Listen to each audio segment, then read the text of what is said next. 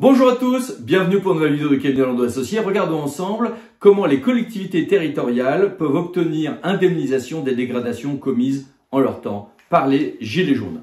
Le régime, il est connu. On a un régime de responsabilité de l'État pour les dégâts et dommages commis à l'occasion des attroupements et rassemblements armés ou non. Bien.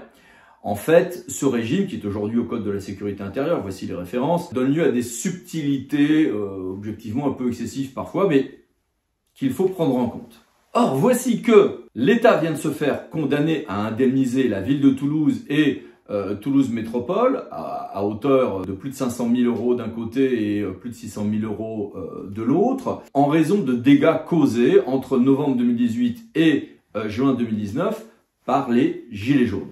Conclusion, vous avez la possibilité d'utiliser le même mode d'emploi. Vous avez 4 ans pour ça à compter des dégradations, c'est la prescription quadriennale qui se compte en année pleine, pour gérer cette éventuelle indemnisation, à condition donc d'agir vite. Étape 1. Vous calculez le préjudice, vous le faites évaluer de manière sérieuse, fiable, avec une expertise peu contestable, et le tout dans le cadre d'un contrôle juridique qui doit être rigoureux, parce qu'une erreur à cette étape peut avoir des conséquences graves ensuite, en prenant en compte ce qui a été ou non assuré. Dans certains cas, d'ailleurs, ce seront aux assureurs de suivre ce mode d'emploi.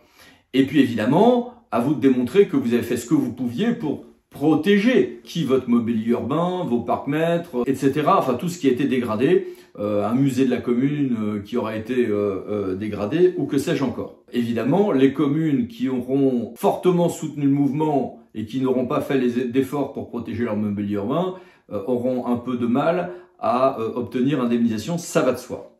2, il faut ensuite faire une demande préalable à l'État, puis attaquer ce refus explicite ou implicite de la part de l'État, qui ne manquera pas de venir, sur ce recours indemnitaire. Et là, c'est du plein contentieux.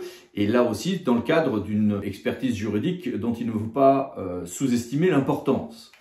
Et puis, étape 4, espérer que l'État ne fera pas passer dans la prochaine loi de finances ou la suivante un mécanisme spécifique d'indemnisation qui viendrait couper l'arbre sur le pied des requérants. Mais en l'état, c'est assez peu probable, parce que les requérants pouvant obtenir de grosses sommes ne seront pas si nombreux que ça. Donc, tant que les modalités législatives seraient plus onéreuses que la gestion de quelques contentieux, alors on n'aura pas ce risque-là devant soi. Tout ceci sera donc à faire en lien avec vos avocats, en lien dans certains cas avec vos assureurs, avec beaucoup de doigté juridique.